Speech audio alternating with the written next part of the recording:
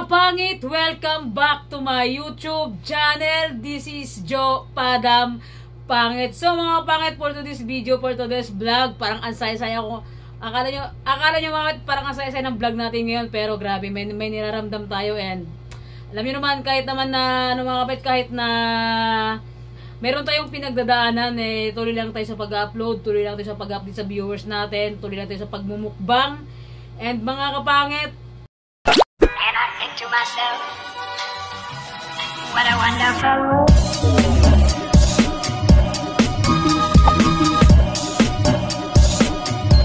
And I think to myself.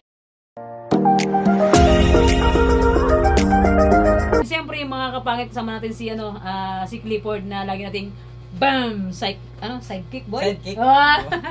Siyempre yung mga kapangit ko, hindi ko alam kung malulunok ko tong pagkain na nasa harapan ko, pero pipilitin ko mga kapangit para sa inyo dahil nga hindi ko alam kung hanggang kailan ko dadalhin to, pero ganun talagang buhay natin. Lahat ay nakakaranas ng sobrang sakit, boy. And siyempre siyempre mga kapangit ko, bago tayo maglafang, magkain, and sa mga viewers natin dyan, magandang gabi po sa inyo lahat, magandang umaga, magandang tanghali, magandang hapon. Sabayan nyo po kami sa dinner namin ngayon. Ang oras is 6:30 na ng hapon mga kapangit, and dito yung background sa taas, sa 4 pamangkin ko. And siyempre yung mga kapangit ko, bago ang lahat, bago tayo magmukbang, ano gawin, boy? Mag-pray tayo. Ikaw pray? Ako na. Ikaw. Sige. Siyempre mga kapit, let's pray. Bago tayo maglapang, magpasalamat tayo kay God sa pagkain nakaharap sa ating harapan. God, maraming salamat po sa gabi na to. Maraming salamat po sa araw-araw na paggabay nyo sa akin, sa amin, sa pamilya ko, sa lahat po na sumusuporta sa akin. Maraming salamat God sa araw-araw na pagising. Maraming salamat God sa araw-araw na pagising ko na nandyan po kayo lagi para sa amin, sa family ko. Gabayan nyo po kami always God, and sa pagkain na nakaharap sa aming harapan. Maraming salamat po. Amen. Amen. Kaya na boy, kaya na tayo boy. Let's eat. Anong gusto mo? Siyempre bakit meron tayong sige ka na. Sisika lang ako. Meron tayong lechong manok na pinachap natin ng 4 kasi dalawa lang naman pinapamangkin ko, kaya yun, pinachap ko ng 4, tagdadalawa namin, sana all maubos natin to. And meron tayong sausawan with sili, and meron tayong pakita mo ba yung sausawan mo? Ketchup mga kapangit. So yun mga kapangit, parang ayaw ko na kumain, magsika na lang yata ako. Grabe, sobrang sikip. Hindi ko alam kung masikip dibdib ko o sobrang nasasaktan ako, pero hanggang ngayon mga kapangit, dinadala ko pa rin. Sana dumating na dumating na yung araw na magiging okay na ako, na sinasabi sa akin na na hindi ako dumadaan sa prosesong pag-move on mga kapangit. Pero ganito lang ako tignan, pero grabe, sobrang nasasaktan ako, sobrang talaga. Yun na yung gusto kong sabihin sa vlog na to.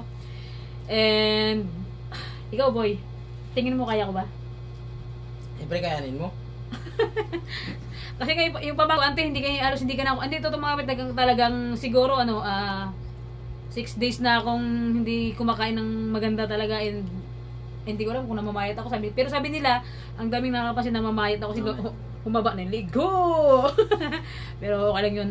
Sana God, dumating na yung araw na magiging okay na ako, na wala na ako nararamdaman na sakit sa aray sa puso ko, right? Pero pilitin natin magkain.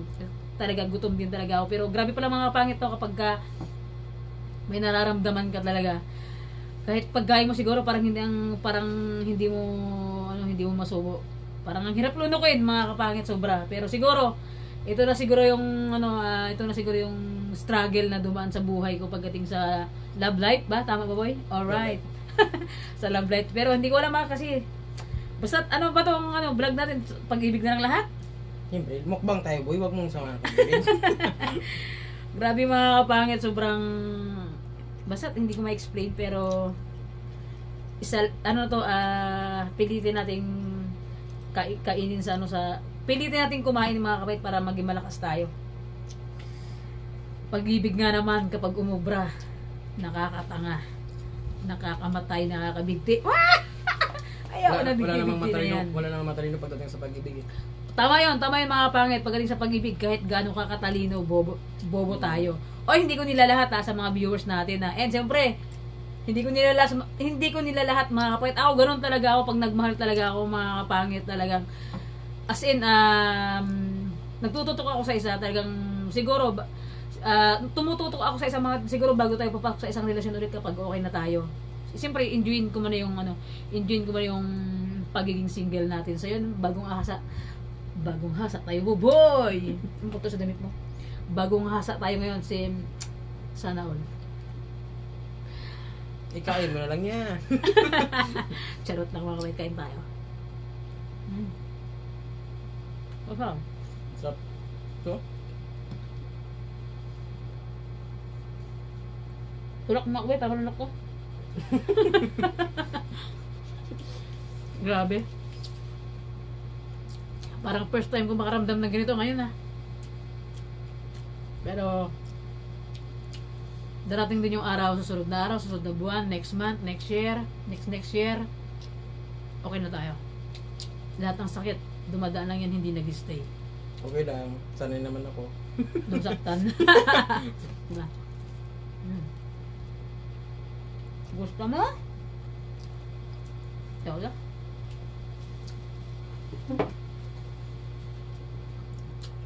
Sarap. Boy, parang di ako nababawasan yung kanin, boy. Kumain ka, boy. Mas masarap pa papakin. Mas masarap pa papakin to. Okay lang yan.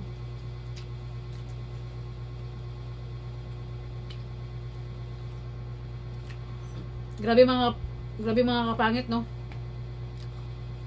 Anong salita? Enough na yun. Okay na yun.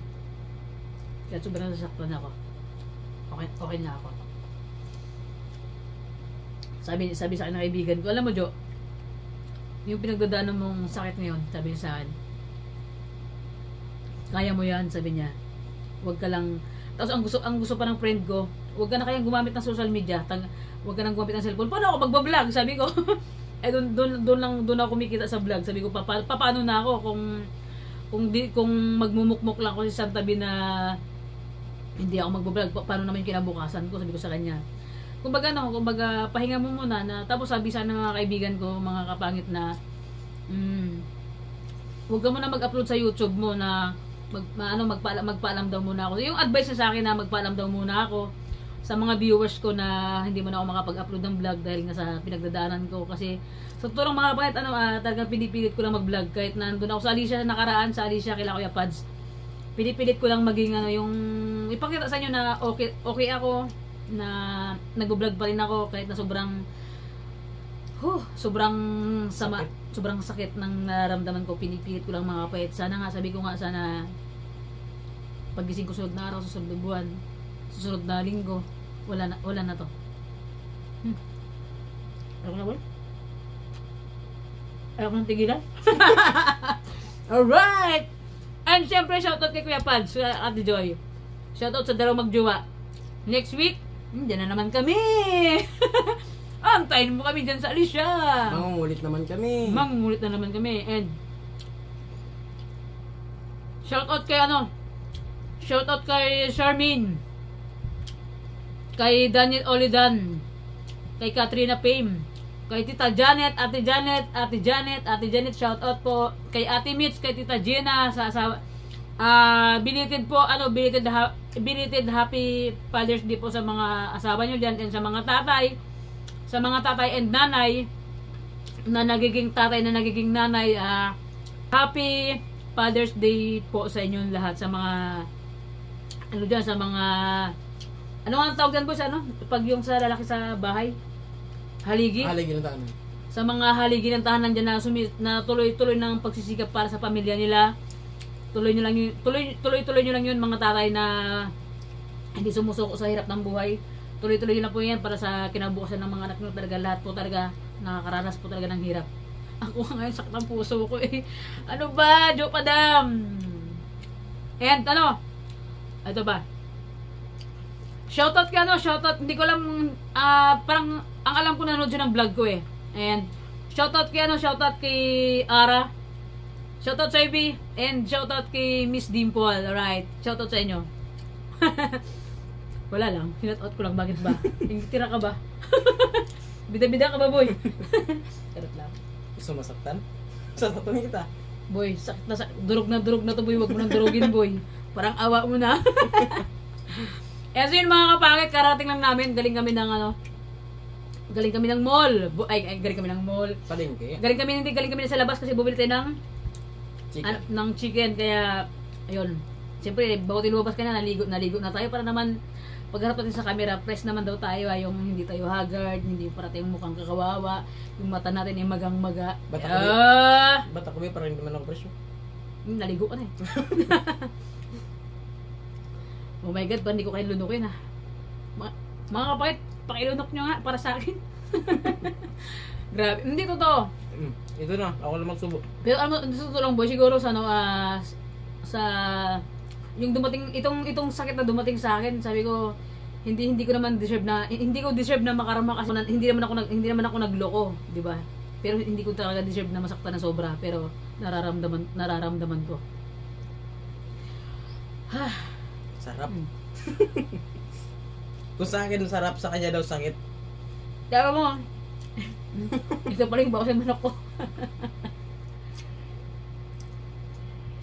Grabe no? Iba pala pag nagmahal ka ng sobra. Kaya mga kapangit sa mga sa mga nagmamahal,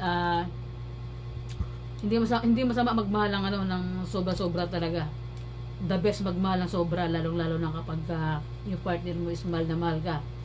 Solid mga kapangit. Pag nakahanap na kayo ng ganon, huwag nyo nang pakawalan. Parang ako, pag nakahanap na ako ng ganon, siguro kahit anong mangyari, hindi ko na sa bibitawan. Diba? Cheers. Pati malamig. Mga kapatid, walang ice. Wala kaming pambili ng ice. Ito na lang ha. Puro na kasi kami. And siyempre, thank you sa pamangkin ko na si Clifford na always nating kasama sa vlog. Pero nakaraan mga kapatid, siya nakasama kasi nga kasama ko si Pia Pads. Salamat ng marami kay Clifford dahil nga andyan siya lagi sa atin na handang sumusuporta o handang sipain ako palabas ng pintuan. Ayaw ko! Masakit yun! Kaya ito yung mga kapangit. And siyempre shoutout kay Queen B. Queen B, I love you. Queen B, I miss you so much B. And kay GRB, I miss you so much Kati Nining. And sa Family Lonjo, shoutout po sa inyo dyan na malapit na tayong umuwi ng Palawan. Hintayin nyo kami. Namon. And babalik tayo ulit ng Ilagan. Mag 2 months lang ako sa Palawan mga kapangit. Mag-stay ulit ng Ilagan. Iwanan mo ko? May ibang na doon po, boy. Mga kapangit, ubusin ko muna to. Parang ang hirap ngayon yung pagkain ko. Tulakin mo ako, boy. Daw?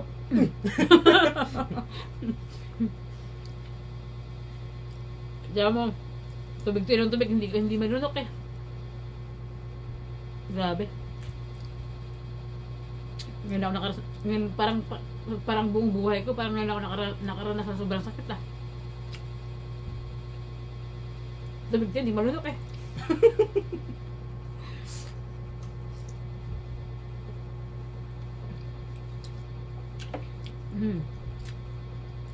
Tubig pa nga boy. Saan mo gusto galing? Sa gripo? Pitchin. Oh.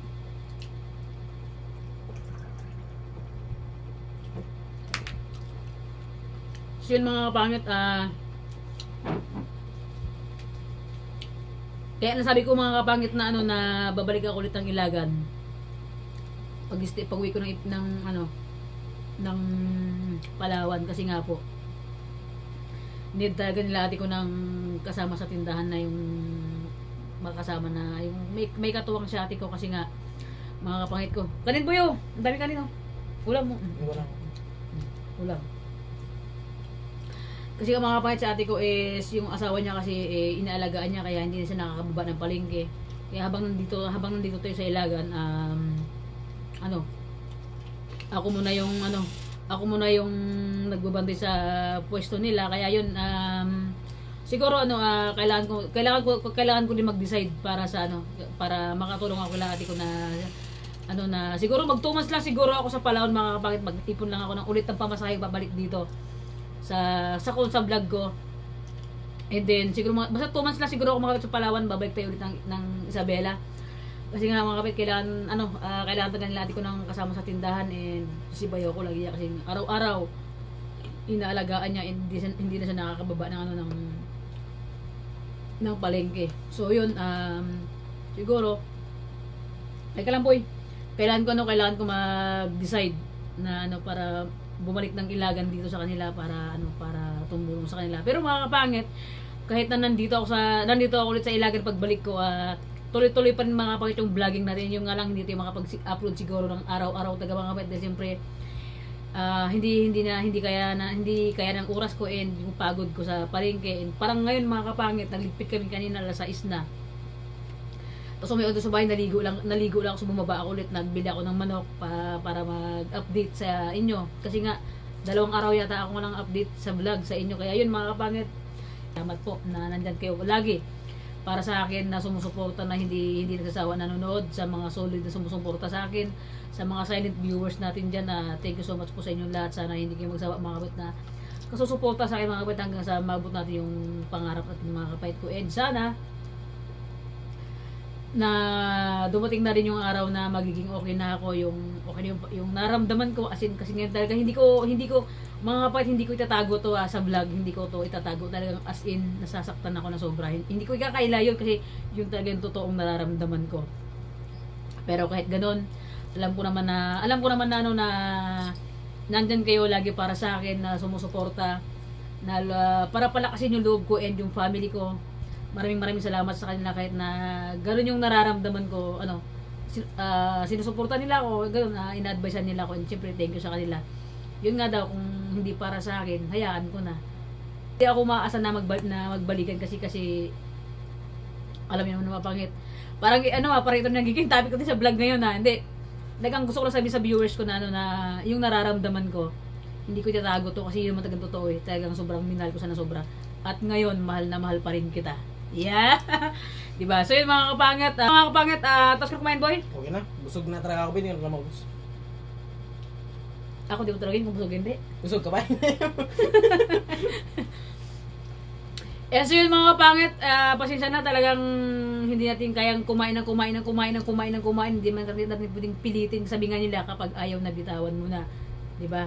Kapag ayaw nang kumapit, yung pandikit, wala din magawa, expire na yun So yun mga kapangit ko, thank you so much po sa inyong lahat, sa lahat na sumusuporta sa akin. Thank you po ng madami, and salamat po sa lagi pagsuporta sa akin, sa lahat ng viewers and subscriber natin. Big shout out po sa inyong lahat. I love you so much mga kapangit, and God bless always po sa inyong lahat kung nasaan man po kayo ngayon sa mundo ng ginagalawan natin. Ingat po kayo lagi, and I love you so much. So yan mga kapangit, kung bago ka pa lang sa aking YouTube channel, don't forget to subscribe! Bye-bye mga kapangit, see you next vlog! Bye mga kapangit!